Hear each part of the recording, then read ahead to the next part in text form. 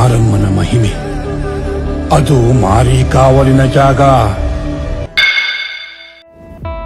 ನಮ್ಮ ದೇಶದಲ್ಲಿ ಲಕ್ಷಾಂತರ ದೇವಾಲಯಗಳಿವೆ. ಅದೆಷ್ಟೋ ದೇವಾಲಯಗಳಲ್ಲಿ ಜಾತ್ರೆಗಳು ದಿನನಿತ್ಯ ನಡೀತಾನೆ ಇರುತ್ತೆ.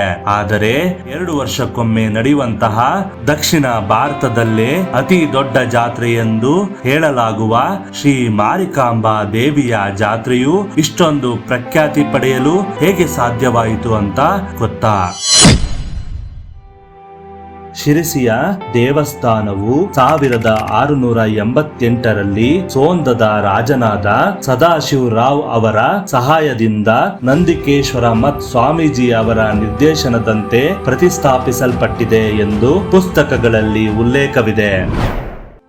ಶಿರಸಿಯ ಪವಿತ್ರ ದೇವಾಲಯವನ್ನು ಪ್ರವೇಶಿಸುತ್ತಿದ್ದಂತೆ ದೇವಾಲಯದ ಇಕ್ಕೆಲಗಳಲ್ಲಿ 2 ಆನೆಗಳ ಕಲ್ಲಿನ ಮೂರ್ತಿಯು ನಿಮ್ಮನ್ನು ದೇವಾಲಯದ ಒಳಗೆ ಸ್ವಾಗತಿಸುತ್ತೆ. ಈ ದೇವಾಲಯದ ಪ್ರವೇಶ ದ್ವಾರದಿಂದ ಹಿಡಿದು ಕೊನೆಯವರೆಗೂ ಗೋಡೆಗಳ ಮೇಲೆ ಕೆಂಪು ಬಣ್ಣದಿಂದ ಪುರಾತನ ಕಥೆಗಳನ್ನು ಬರೆಯಲಾಗಿದೆ. ಭಕ್ತರು ಕೆಲ ಪುರಾತನ ಕಥೆಗಳನ್ನು ಇಲ್ಲಿ ಓದಿ ತಿಳಿದುಕೊಳ್ಳಬಹುದಾಗಿದೆ. ಇನ್ನು ನೀವು ದೇವಾಲಯದ ಒಳಗೆ ಪ್ರವೇಶಿಸುತ್ತಿದ್ದಂತೆ ವಿಶಾಲವಾದ ಸಭಾಭವನವನ್ನು ನೋಡಬಹುದು. ಸಭಾಭವನವನ್ನು ನೀವು ಪ್ರವೇಶಿಸುತ್ತಿದ್ದಂತೆ ನಿಮ್ಮ ಮೈ ನವಿರೇಳಲು ಪ್ರಾರಂಭಿಸುತ್ತದೆ. ಅಮ್ಮನನ್ನು ನೋಡುತ್ತಿದ್ದಂತೆ ಜೀವನವೇ ಧನ್ಯ ಎಂಬ ಭಾವನೆ ಮೂಡುತ್ತದೆ. ಭವ್ಯವಾದ ಸಭಾಂಗಣ ಮತ್ತು ವಿಸ್ತಾರವಾದ ಜಗುಲಿಗಳು ಶ್ರೀ ಮಾರಿಕಾಂಬಾ ದೇವಸ್ಥಾನದ ವಿಶೇಷವಾಗಿದೆ.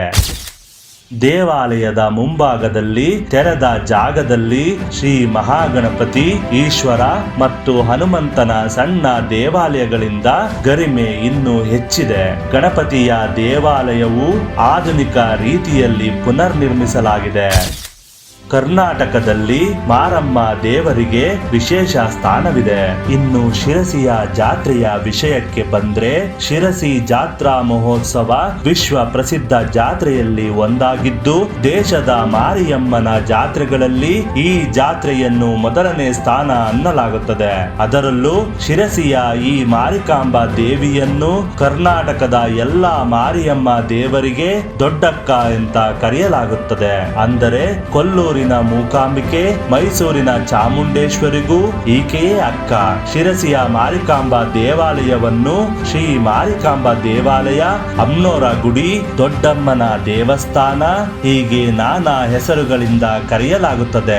ಈಕೆಯನ್ನು ಭೇಟಿಯಾಗಿ ನಮ್ಮೆಲ್ಲ ಕಷ್ಟಗಳನ್ನು ಹೇಳಿಕೊಂಡು ಭಕ್ತಿಯಿಂದ ಆರಾಧಿಸಿದರೆ ಖಂಡಿತವಾಗಿ ಎಲ್ಲಾ ಕಷ್ಟಗಳನ್ನು ದೂರಾಗಿಸಿ ಮನಸ್ಸಿಗೆ ಅದೇನೋ ಶಾಂತಿ, ನೆಮ್ಮದಿಯನ್ನು ಕರುಣಿಸುತ್ತಾಳೆ ಎನ್ನುವುದು ಇಲ್ಲಿನ ಭಕ್ತರ ನಂಬಿಕೆ.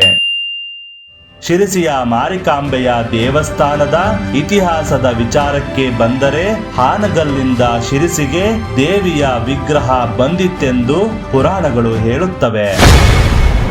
ಹಾನಗಲ್ನಲ್ಲಿ ಪ್ರಬಲ ಶಕ್ತಿ ಪೀಠಗಳಿವೆ ಎಂದು ಮಹಾಭಾರತದಲ್ಲಿ ಉಲ್ಲೇಖಿಸಲಾಗಿದೆ. ಅದರಂತೆ ವನವಾಸದಲ್ಲಿದ್ದ ಧರ್ಮರಾಯ ವಿರಾಟನಗರದ ಕಡೆಗೆ ಹೊರಟಿದ್ದ. ಅವರು ಗ್ರಾಮದ ಪ್ರವೇಶ ದ್ವಾರದಲ್ಲಿ ದುರ್ಗೆಯನ್ನು ನೋಡಿದರು. ಸಮಾಜದ ರಕ್ಷಣೆ, ದಯೆ ಮತ್ತು ಕಲ್ಯಾಣಕ್ಕಾಗಿ ಅವರು ಅಲ್ಲಿ ಆಕೆಯನ್ನು ಪೂಜಿಸಿದರು ಎನ್ನಲಾಗುತ್ತದೆ.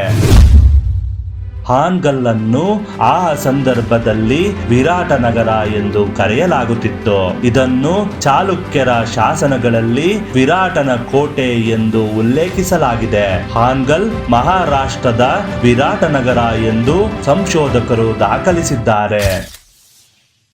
ಕುಂತಿದಿಬ್ಬ ಎನ್ನುವ ಸ್ಥಳ ಹಿಂದೆ ಶ್ರೀದೇವಿಯು ಕುಳಿತಿದ್ದ ತ್ರಿಭುವನೇಶ್ವರಿಯ ಸ್ಥಾನವಾಗಿತ್ತು ಎಂದು ವಿದ್ವಾಂಸರುಗಳು, ಸಂಶೋಧಕರು ತಮ್ಮ ಅಭಿಪ್ರಾಯಗಳನ್ನು ನೀಡಿದ್ದಾರೆ. ಮಾರಿಕಾಂಬಾ ದೇವಿಯ ವಿಗ್ರಹವನ್ನು ಹಾನಗಲ್ನಿಂದ ತರಲಾಗಿತ್ತು. ನಂತರ ದರೋಡೆಕೋರರು ವಿಗ್ರಹವಿದ್ದ ಪೆಟ್ಟಿಗೆಯನ್ನು ಶಿರಸಿಯ ಕೆರೆಯ ಬಳಿ ಎಸೆದಿದ್ದರು ಎನ್ನಲಾಗುತ್ತೆ.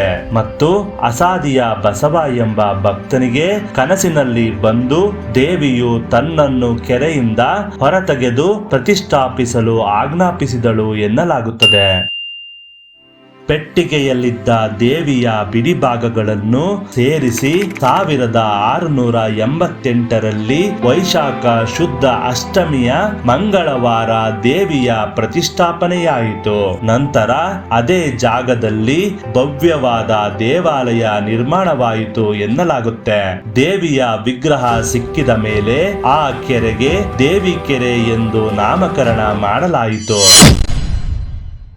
ದೇವಸ್ಥಾನಕ್ಕೆ ಸಂಬಂಧಿಸಿದಂತೆ ಮತ್ತೊಂದು ಕಥೆಯನ್ನು ಕೂಡ ಹೇಳಲಾಗುತ್ತದೆ. ಸುಂದರ ಬ್ರಾಹ್ಮಣ ಯುವತಿಯನ್ನು ಅನ್ಯ ಜಾತಿಯ ಯುವಕನೋರ್ವ ವಿವಾಹವಾಗುವ ಬಯಕೆಯಿಂದ ಮಾಂಸಾಹಾರವನ್ನು ತ್ಯಜಿಸಿ ಬ್ರಾಹ್ಮಣರಂತೆ ಮಂತ್ರ ಪೂಜೆಯನ್ನು ಕಲಿತು ಬ್ರಾಹ್ಮಣ ಮುಖವಾಡವನ್ನು ಹಾಕಿಕೊಂಡನು. ಈತನನ್ನು ಶುದ್ಧ ಬ್ರಾಹ್ಮಣನೆಂದು ತಿಳಿದ ಆ ಸುಂದರ ಬ್ರಾಹ್ಮಣ ಯುವತಿಯು ಆತನನ್ನು ವಿವಾಹ ಆಗ್ತಾಳೆ. ಆದರೆ ಒಂದು ದಿನ ಅನ್ಯ ಜಾತಿಯ ಯುವಕನಿಗೆ ಮಾಂಸಾಹಾರವನ್ನು ಕಂಡು ತಿನ್ನಬೇಕೆಂದು ಆಸೆಯಾಗಿ ತಿನ್ನುತ್ತಾನೆ. ಇದನ್ನು ತಿಳಿದ ಆತನ ಬ್ರಾಹ್ಮಣ ಪತ್ನಿಯು ಆತನ ಪೂರ್ತಿ ಹಿನ್ನೆಲೆಯನ್ನು ತಿಳಿದುಕೊಂಡು ಕೋಪಗೊಂಡು ವಿಶೇಷವಾದ ರೂಪವನ್ನು ತಾಳಿದ ಮಾರಿಕಾಂಬ ಆತನ ರುಂಡವನ್ನು ಕತ್ತರಿಸಿ ಇಡೀ ಮನೆಗೆ ಬೆಂಕಿ ಹಚ್ಚಿ ತಾನು ಕೂಡ ಪತಿಯೊಂದಿಗೆ ಬೆಂಕಿಯಲ್ಲಿ ಆಹುತಿ ಆಗ್ತಾಳೆ. ಈಕೆಯ ಧರ್ಮನಿಷ್ಠೆಯನ್ನು ನೋಡಿದ ಊರಿನವರು ಆಕೆಯನ್ನು ದುರ್ಗೆಯ ಅವತಾರ ಎಂದು ಪೂಜಿಸಲು ಆರಂಭಿಸಿದರು ಎಂದು ಕಥೆ ಇದೆ.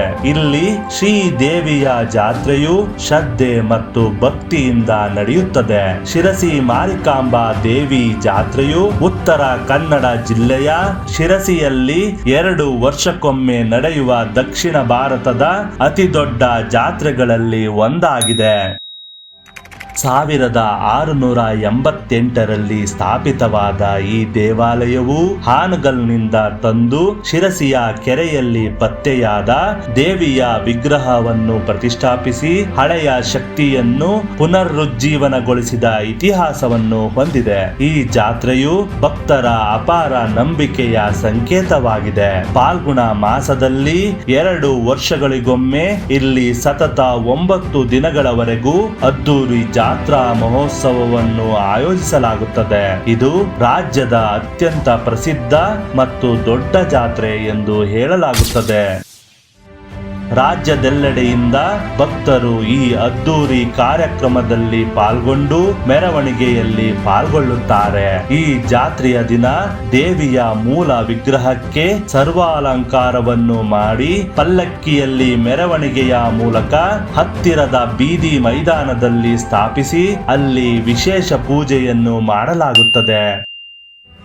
ದೇವಿಗೆ ವಿವಾಹ ಮಾಡುವ ಸಂಪ್ರದಾಯದೊಂದಿಗೆ ಆರಂಭವಾದ ಜಾತ್ರೆಯು 9ನೇ ದಿನ ಕೋಣ ಬಲಿ ಕೊಟ್ಟು ಚಪ್ಪರಕ್ಕೆ ಬೆಂಕಿ ಹಚ್ಚುವುದರೊಂದಿಗೆ ಮುಕ್ತಾಯವಾಗುತ್ತದೆ.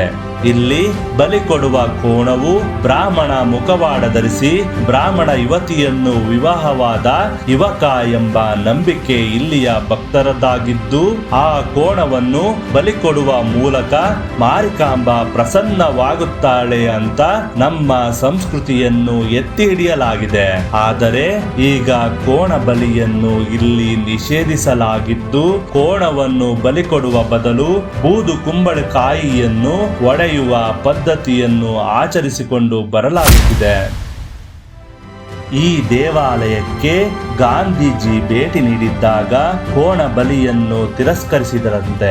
ಅಂದಿನಿಂದ ಗಾಂಧೀಜಿಯ ಅನುಯಾಯಿಗಳು ಜನಸಾಮಾನ್ಯರಿಗೆ ಅಹಿಂಸಾ ತತ್ವ ಬೋಧಿಸಿ ಮೂಢನಂಬಿಕೆ ದೂರ ಮಾಡಿ ಪ್ರಾಣಿ ಬಲಿಯನ್ನು ತಡೆಗಟ್ಟುವಲ್ಲಿ ಯಶಸ್ವಿಯಾದರು ಎಂದು ಹೇಳಲಾಗುತ್ತದೆ.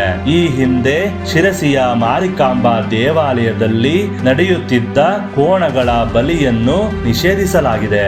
ಜಾತ್ರಾ ಮಹೋತ್ಸವ ಮುಗಿದ 10 ದಿನಗಳವರೆಗೆ ಇಡೀ ಊರಿನವರಿಗೆ ಸೂತಕವಿರುತ್ತದೆ. ಈ ಸಂದರ್ಭದಲ್ಲಿ ಇಲ್ಲಿ ಯಾವುದೇ ಶುಭ ಕಾರ್ಯಗಳನ್ನು ಆಯೋಜಿಸುವುದಿಲ್ಲ. ಈ ಅವಧಿಯಲ್ಲಿ ದೇವಿಯ ವಿಗ್ರಹವನ್ನು ದೇವಾಲಯದ ಹಿಂಭಾಗದ ಕೆರೆಯಲ್ಲಿ ಮುಳುಗಿಸಿಟ್ಟು ಮುಚ್ಚುವ ಸಂಪ್ರದಾಯವಿದೆ.